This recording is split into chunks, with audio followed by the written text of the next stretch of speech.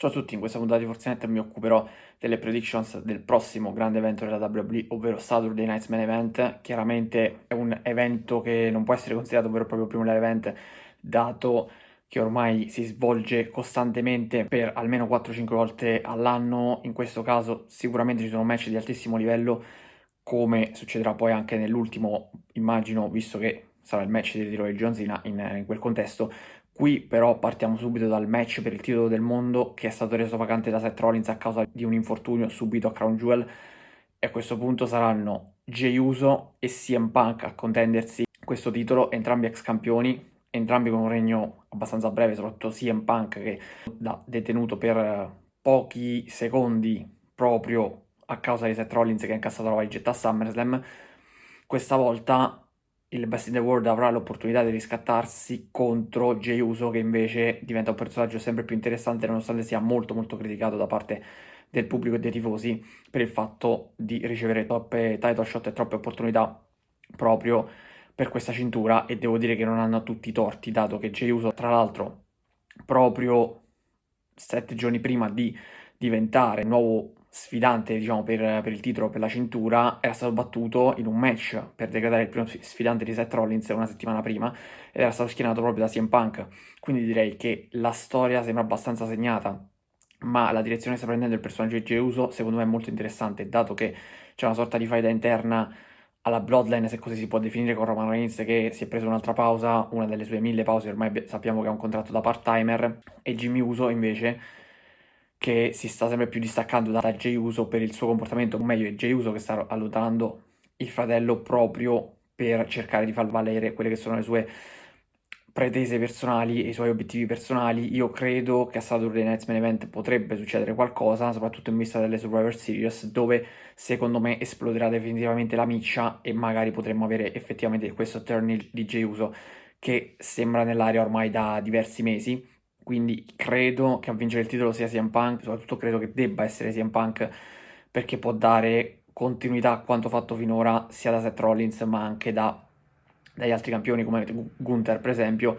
Far tornare Jey Uso campione, soprattutto per quello che ho letto, in un'eventuale rivalità col fratello Jimmy, non sarebbe affatto la scelta giusta, anzi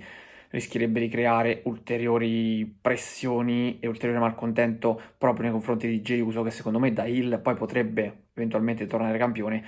ma non con una rivalità contro Jimmy Uso dal mio punto di vista. Quindi credo che CM Punk diventerà il nuovo campione del mondo. Jey e Jimmy Uso invece continueranno a guidare le loro acredini e i loro contrasti. In palio ci sarà anche l'altro titolo principale, ovvero il WWE Championship, che verrà difeso da Cody Rhodes contro Drew McIntyre. Questo è un rematch tra i due, dato che siano già affrontati in un evento precedente nei scorsi mesi, dove a vincere fu Cody Rhodes. Questa volta l'esito potrebbe essere diverso. Beh, io non credo, proprio perché comunque c'è la riassegnazione del titolo mondiale. Penso però che possa essere ancora una volta la quella bilancia Randy Orton in qualche modo. Lì, nel primo match che hanno avuto i due, non lo è stato e pensavo che lo fosse. Questa volta potrebbe essere, insomma, il momento giusto per permettere a Randy Orton di inserirsi in questa rivalità e di effettuare il definitivo turn heel nei confronti di Cody Rhodes, almeno è quello che io mi auguro. Non escludo neanche il turn heel di Cody Rhodes, ma ora come ora non avrebbe così tanto senso. Credo che avrebbe molto più senso invece un turn heel di Randy Orton dopo che Cody Rhodes ha battuto Drew McIntyre, quindi penso che Cody Rhodes manterrà la cintura. Ovviamente qualora dovesse essere Drew McIntyre il nuovo campione, a quel punto potrebbe esserci magari anche il turn heel di Cody Rhodes ai danni di Randy Orton, perché magari potrebbe essere Randy Orton a corsare il titolo involontariamente.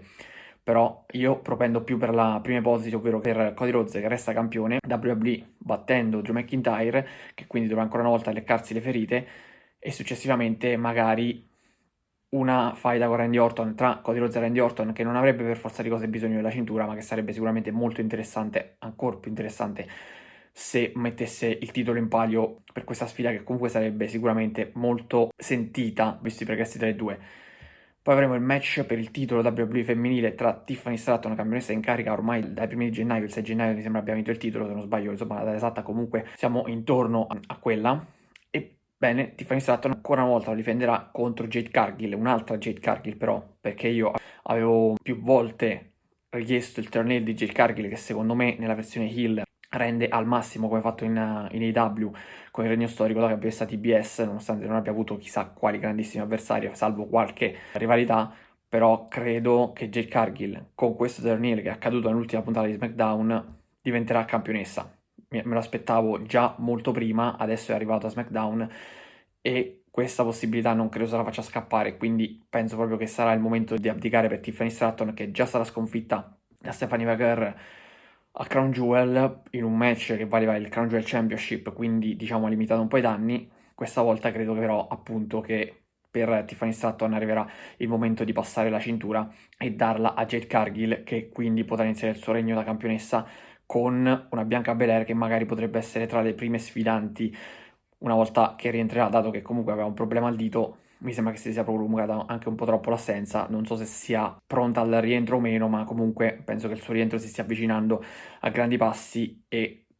tra le due ci potrebbero essere comunque degli affari in sospeso, anzi ci sono degli affari in sospeso, quindi mi aspetto anche una rivalità tra Jade Cargill e Bianca Belair, magari potrebbe essere proprio lei la prima sfidante, oppure addirittura potrebbe esserci uno scontro tra le due a WrestleMania, guardando molto più in là, molto più lontano. Questo ovviamente dipenderà anche da come verrà gestito il regno di Jade Cargill, che ripeto, secondo me diventerà la nuova campionessa WWE battendo Tiffany Stratton. Dominic Mysterio invece difenderà il titolo intercontinentale dall'assalto di Penta e di Rusev in un triple threat match. Dominic Mysterio ha già battuto entrambi, ha battuto Rusev 2 volte, ha battuto Penta ben 3 volte. Non escludo che possa esserci un passaggio di consegna, un passaggio di titolo, però credo che lì Los Americanos in qualche modo, o comunque Dominic Mysterio in qualche modo riuscirà a portare a casa la cintura. Io dico occhio anche a Liv Morgan che potrebbe tornare direttamente alla Royal Rumble del 2026, ma tutti si aspettano questo, quindi io non mi sorprenderei qualora Liv Morgan, magari anche non a pieno regime, tornasse per aiutare Dominic Mysterio in qualche modo e continuare la storyline, soprattutto lì col Judgment Day e con Roxanne Perez. Quindi secondo me Dominic Mysterio in qualche modo ancora una volta riuscirà a mantenere il titolo, nonostante i presupposti, visto il tipo, la tipologia di match, il genere di match a più persone, possano far pensare anche ad un passaggio di consegne. Non credo che il regno di Dominic Mysterio durerà ancora moltissimo, però onestamente non dare il titolo ad un AJ Styles, per carità, potrebbe anche passare di mano e far sì che Penta diventi il nuovo campione e che vinca il suo primo titolo in WWE. Non lo escludo, perché se devo scegliere tra Penta e Rusev a quel punto io andrei più per Penta. Però credo che le percentuali in questo momento, almeno per quanto mi riguarda e per quello che vedo io, siano ancora a favore di Dominic Mysterio, che a quel punto mi auguro chiuda la rivalità sia con Rusev sia con Penta, dato che Penta è stato anche uno dei suoi primi avversari per il titolo intercontinentale, adesso è tornato alla carica, quindi o lo vince oppure spero che chiudano definitivamente questa contesa per poi spostarsi su altro. Quello che mi stuzzica di più sarebbe una rivalità con Finn Balor, quindi interna al Judgment Day, e io continuo a pensare che possa essere proprio Finn Balor a strappargli il titolo intercontinentale nei prossimi mesi. Vedremo se sarà così oppure no. Intanto Dominic Mysterio, oltre alla cintura intercontinentale, che penso difenderà anche ancora il titolo di Mega Champion della AAA. E poi dovrebbe essere aggiunto un quinto match, da quello che si legge in giro, che è quello tra Damian Priest e Aleister Black, uno street fight match tra i due. Aleister Black ha già vinto il Last Man Standing match di SmackDown grazie all'intervento di Zelina Vega. Qui penso che Damian Priest non possa perdere su tutta la linea, non credo insomma che sarebbe opportuno per un ex campione del mondo che ha avuto una parabola secondo me molto molto discendente dall'anno scorso, appunto, che era riuscito a conquistare prima la Vegetal Money in the Bank l'anno prima, poi a diventare campione del mondo a WrestleMania.